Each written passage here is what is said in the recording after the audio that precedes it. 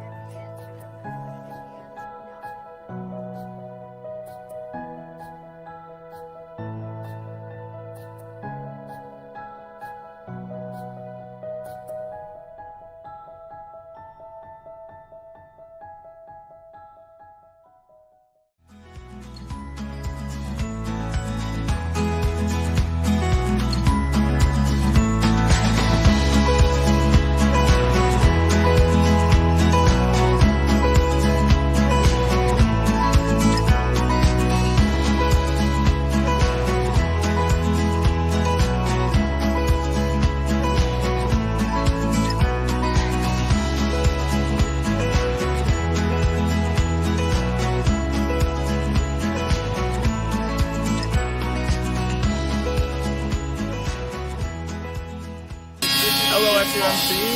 My name is Steven Massaros, and I'm here at COP. And I just wanted to let you know everything's going great. We're building a deck and a ramp for our homeowner. It's been a lot of work, but we're all having a great time, all learning new skills, and I'm excited to see how it finishes up.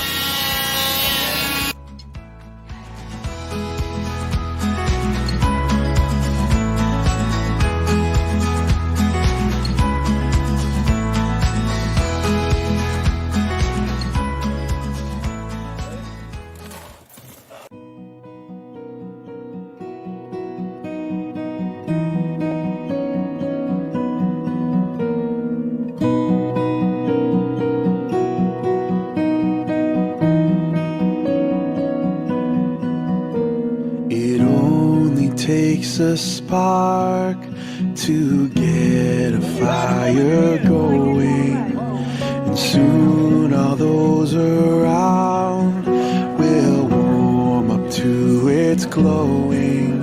That's how it is with God's love. Once you've experienced it, you spread His love to everyone you want to pass it on.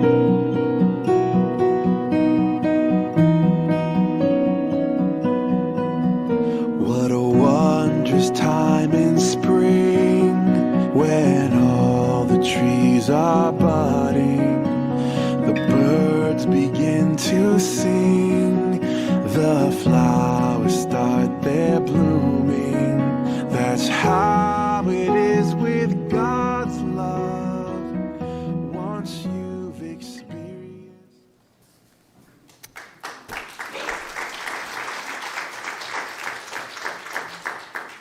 That applause goes to Pastor Stephen, who insisted on helping with today's service. So He did this video literally right before he left, and as always, his videos are amazing and probably better than anything we could share with words. So thank you, Pastor Stephen, as always.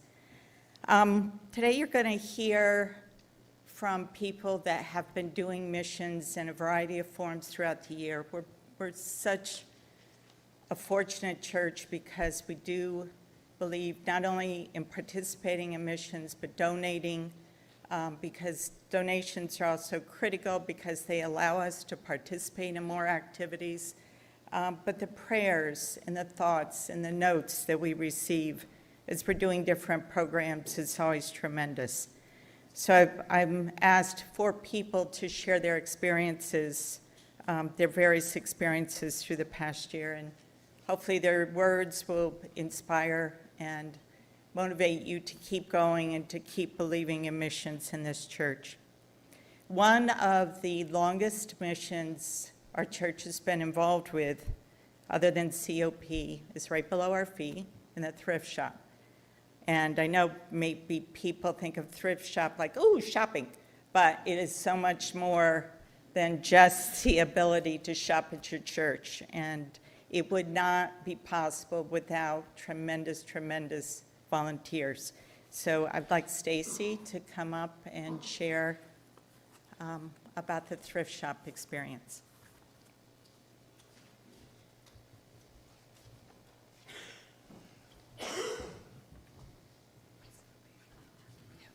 Good morning, everyone. My name is Stacy Migno. I've been a member of SUMC for the past 16 years. I've worked at the thrift shop for the past 14 years, along with Pauline Hoover, who's been a member for over 50 years, and she's the matriarch of our thrift shop. We wouldn't be here if it wasn't for her. Along with Joyce and Elena, are our other volunteers. We have a couple others that aren't here today as well. We provide a great service to the community and the church. We're a team, and we assist our customers with their needs. We not only sell to the customers in the area, but we also work very closely with social services, CUMAC, City Relief, and Market Street Mission. None of our items go unused. If we can't sell it, we pass it on to another service that can repurpose it. Since working at the thrift shop, I've become great friends with the women that I work with on a weekly basis. We also make friends with our customers. We make them feel welcome, and many of them have become our friends as well. We are often told how much they love our items and that we treat each one of them with respect and care. I hold this position near and dear to my heart, as my mom was very involved in our church missions when I was growing up, and I saw the gratitude that she got from helping others. Again, I just want to thank you all who donate to the thrift, because without your donations, we would not be able to do what we do and be as successful as we are. So thank you very much.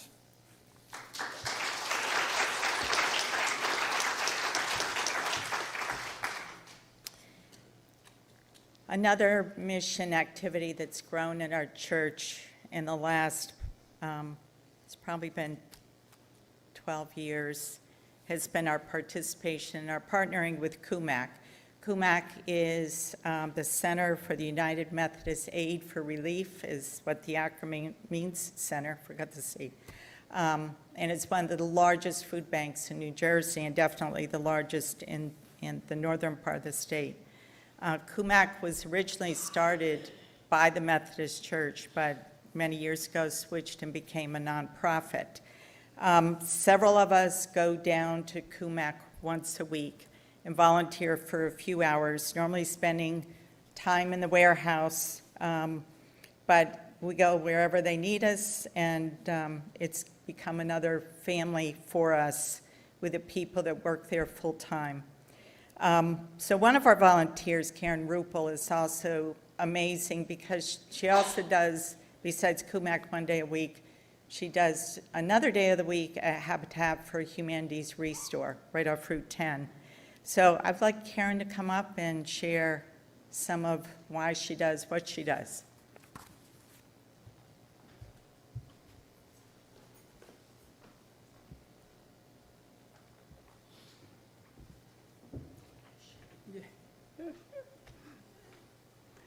Thank you, Linda. She's saying nice shirts. We have the CUMAC shirts on. It took me the longest time to remember what this acronym stands for. I kept saying, what's that first letter? That's, you know. But when Linda asked me to talk about my volunteer experiences, I started thinking about, when did I start volunteering? And it dawned on me that my parents really didn't volunteer. They weren't like active volunteers. My mother was a Sunday school teacher. And my volunteer work started when I started working for the American Red Cross. First out of college, I worked there for 8 years, and I got to see the power of volunteers. I mean, I was one of the volunteer coordinators, and I just loved the volunteers. They were so passionate, dedicated, and they just helped so many people every day in so many different ways. So we were involved in a lot of things. Obviously, you know, disasters. We were there during, you know, floods and that type of thing. But the day-to-day things, like we had a transportation service that took people to doctor's appointments. And I can't tell you how grateful those people were. So it led me on a journey of a lot of different volunteer gigs that I tried throughout the course of the years. I drove for the American Cancer Society. I took patients to doctor's appointments.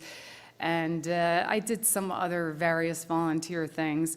And then I said to myself, when I retire, I want to volunteer, because you know, you don't have as much time when you're working, although I did try to make time on weekends to do some of these things, maybe once a month or whenever somebody asked me to. That's the secret. Somebody usually has to ask you, and then you're like, yeah, I guess I better do it, you know? But I did volunteer at Kumac before I retired. And I volunteered for Habitat for Humanity. I got laid off, and they always tell you, you know, when you get laid off, a good way to get back in and keep busy is volunteering. Well, I met one of my dearest friends doing that. So what do I like about volunteering?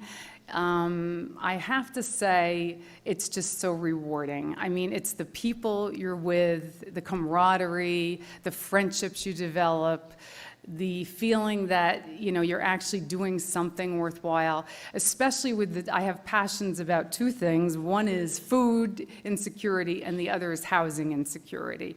So these are my two things I'm very passionate about. And I love seeing the fact that all of this food is not going in the dumpster. This is food that otherwise would be thrown away. And instead, we have tons until they open up the freezer, and there's tons of food in there, and there's meats and vegetables, and they try to help people to eat healthier. And it's just a very worthwhile cause. And my other passion, of course, is Habitat for Humanity Restore. And the fruits of their labors are so clear. Right up the street is all those housing was built by Habitat. We have housing in Randolph going on Bennett Avenue, which is huge. And the thing about Habitat and the way the housing is worked, their theory is it's a hand up, not a handout. So you are actively, you have to apply, you have to be vetted, you have to put in sweat equity of over 300 hours towards your housing and volunteering. And the Restore, I just can't say enough good things about it. Instead of having all your furniture and things go into the dumpsters like you see people throwing it out, instead it's here. We're selling it, you know, making maybe $14,000 on a Saturday. And that money is going into housing that you see around you. So I would encourage everybody, whatever you like, whatever your passion is, think about it. Once a month, maybe you could do something. Doesn't have to be these two things. There's websites for volunteers.org where they give you all different ideas for things that you could do. There's Charity Navigator where you can vet these charities and see where the money is really going. Kumac has 100% on Charity Navigator, and Habitat has 92%. So if you're ever in doubt of is this a worthwhile cause, check it out on Charity Navigator. So I took up too much time, right? And donate your items to Restore so that I could put them out on the floor and price them.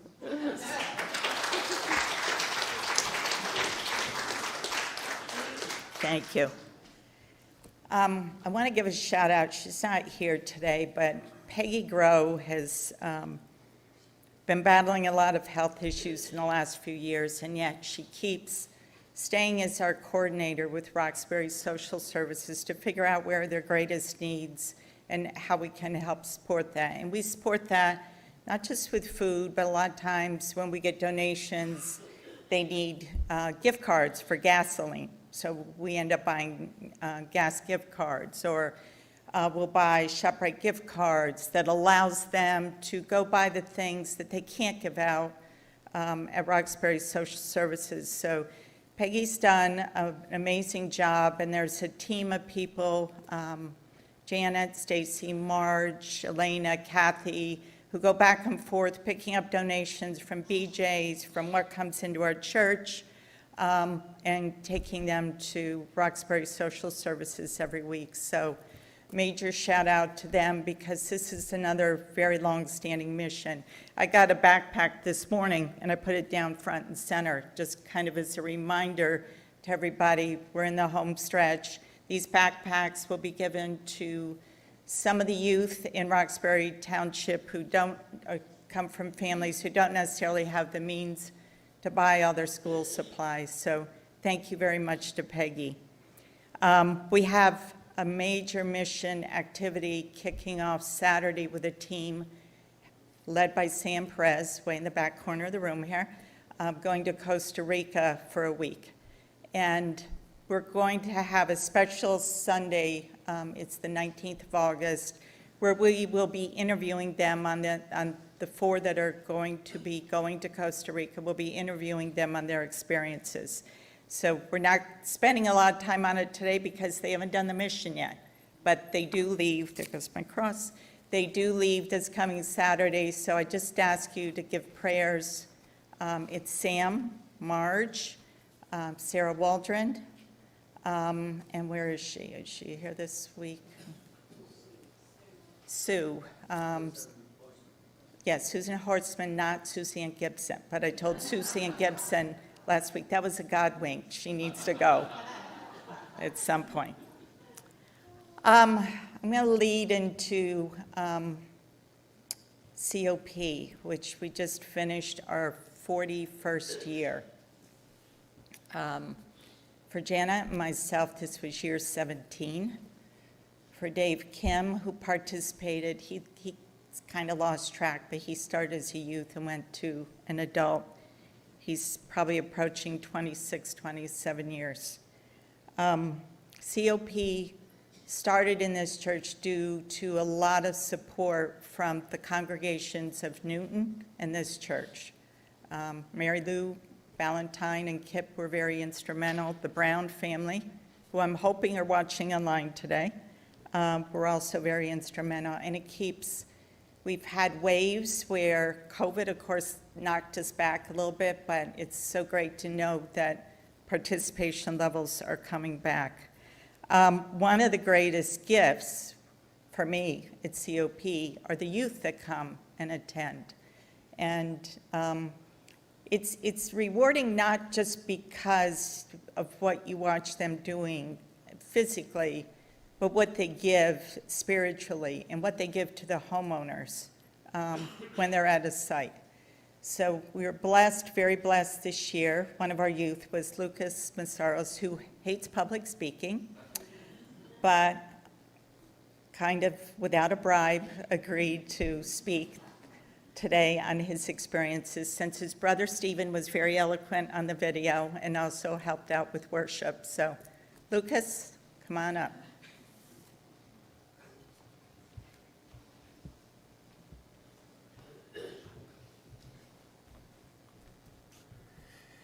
COP is a great experience that I believe everybody who is able should participate in.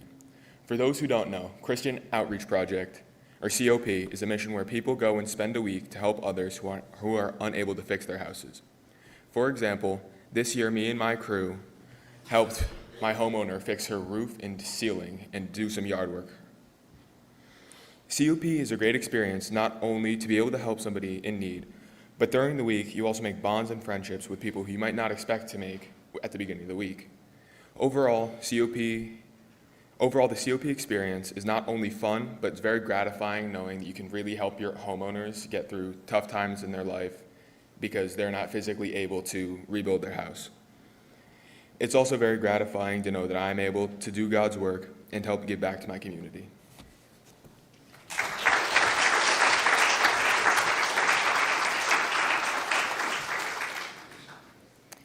So the other thing that's so incredibly gratifying is when youth that have gone to COP come back as adult participants, and not just at this church, but at other churches. And it's because you want this experience to continue.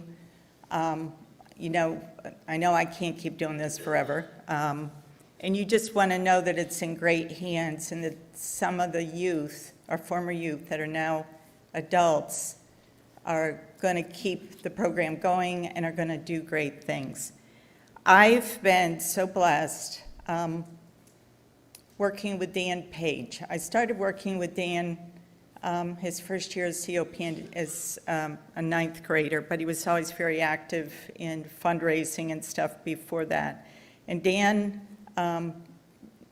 did COP as a youth, but then he came back as an adult leader. And I want to emphasize the word leader. Dan shows up, comes from Washington, D.C., where he lives and works, not just to check a box and do it, but to be engaged and to make sure that whatever site he's assigned to, that it's successful and that there's a rewarding experience, again, not just physically, but spiritually and emotionally for the homeowners. Dan could not be here in person today, but he did a video. Great job, as I would have expected, with a video to share his experiences.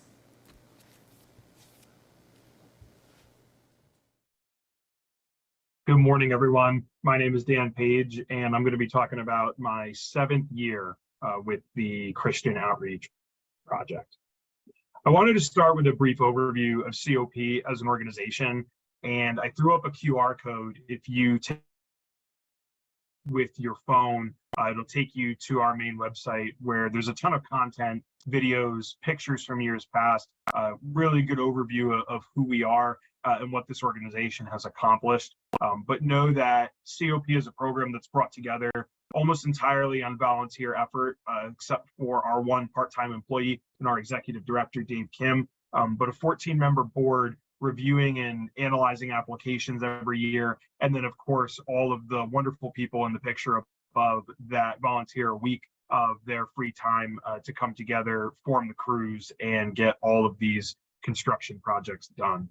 Specifically from SUMC, you all helped send 6 people this year, Dave, Linda, and Janet, who are not only boots on the ground during this week of service, but also serve on the organization's board. It's Stephen Mazzaros, who went as one of our college-age adult leaders, Lucas Mazzaros, who went as one of our youth, and myself, who was there as a site supervisor. This is my 2nd year as a super. I also did 2 years as a crew leader and 3 years as a youth.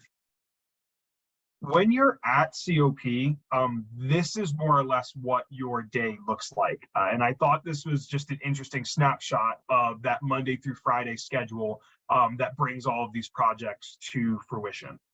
One thing that I wanted to highlight here was the makeup of your crew. When you're at COP, you're on a team with a site supervisor, someone like me who's your technical expert and responsible for getting the work done. Your crew leader, who's more responsible for the youth and morale, some adult leadership, which will likely be our college-age participants or other adult leaders, and then our youth, who are the 4 to 5 high school students that you have on your crew. COP is a teaching and learning and development opportunity through and through. So this is not a project where the high school youth are sitting there handing me tools. This is me showing them what to do, how to do it, how to do high quality work safely, and then empowering them to go out and do it. And that's true for everyone. I learn from them, they learn from me. If you're brand new to COP, you'll learn a lot, but it's all in that team spirit of engaging together and getting this project done and learning so much in the process. We come prepared for everything. And I think it speaks volumes that in the 41-year history of COP, never has there been a site left undone. My site this year was particularly challenging, but also incredibly rewarding. I was building a wheelchair ramp for a homeowner who has been homebound for almost 3 years, if you can believe it. But this was the existing condition that we walked into. We had kind of a dilapidated porch cover that needed to come down, and that was what we accomplished first and foremost in that photo on the right. And we immediately got started on building a new 8x12 deck and 20-foot ramp down to a concrete pad. Thinking about this project overall, this was incredibly transformational for our homeowner, someone who before we were there couldn't even get out of their home, and that means to events, to doctor's appointments, to anything. Not just making those daily activities easier for this person, but making them possible at all. That's how impactful this project was, and that's why I was so glad to be a part of it. Ramps like this, though, are a little bit ambitious to get done in a 5-day work week, but we plan our work and we work the plan. So we're digging footings, we're pouring concrete, we're fabricating all of our structure, we're doing railings and decking, passing inspections with the municipality. I mean, there's a lot of moving pieces going on, but that's my job to figure out and also make sure that all of our youth and our other adult leaders are having fun and learning something in the process. So needless to say, we didn't get all of these tasks done in the 5 days that we try to budget for projects like this, because we're putting that emphasis on teaching and training. The schedule is more or less the least important thing. The experience is so much more important than that, so we'll always focus on that, and we'll deal with the schedule as it comes, which in this case meant a little bit of Saturday work, but we did a really, really awesome job overall, and I was so incredibly proud of my crew for knocking out all of these tasks on such an aggressive timeline. I took some progress photos as we were working throughout the week, and you can see where we were at on Monday, Tuesday. Monday, Tuesday was rough. It rained and rained and rained to the extent that it actually collapsed my tent. You can see down there in the lower right. But we started building our framing pretty much right after we got our footings dug. And as we turned the corner into the back half of the week, Wednesday and Thursday, we were really able to get all of our framing more or less done by the end of the day on Thursday. We're really just waiting for that last structural inspection. But our team was hands-on, collaborative like this the whole time, not just in these pictures. And what was really special about this experience too, is that our homeowner and her son were actually out there working with us the entire time. So it was really special to be able to teach them a little bit more about this project and also just get to know them really well by the time the week was out. On Friday, we were moving about as fast as we could, trying to get decking down, railings built, having had our structure inspection not until like 1 o'clock on Friday with the township. We had a lot of work to do between like 1 and 5 on Friday afternoon. But my favorite picture from the whole week is this one down in the lower right, where I had reached out to Dave and Linda and I told them, if anyone's free and available, send them my way. And I ended up with 2 extra crews on Friday afternoon. So I was in the middle of this now 30-person project with people mixing concrete and doing carpentry and doing the railings and just getting all these little odds and ends pulled together as much as we could on Friday. And right before we walked off site, that picture on the top right is where we left everything on Friday afternoon, which was pretty much near done. And it was just an amazing experience to be a part of. And then by Saturday morning, we had a clean, tidy, packaged finished product to turn over to our homeowner, and they were just absolutely thrilled with the result that we were able to achieve for them. And I was really thrilled to be a part of the experience. It was an absolute joy to be on this site and to accomplish this work throughout the week. So I would just encourage everyone, if you're even a little bit interested in COP, talk to me, talk to Linda. If there's anything that we can say or do to get you as excited about this program as I am, let us know. We would love to have more volunteers, more participants on the ground to be able to do more sites in the future. And if you're looking for the technical training, we'll give you that. If you're looking for an awesome community of people to spend the week with, we can give you that too. There really is no downside other than service of your time to the organization. But I think you'll find in the connections that you make and the impact that you deliver for these homeowners, it'll be a very worthwhile investment, as it has been for me for the last 7 years. Thank you all very much, and hope to see you at COP in 2024.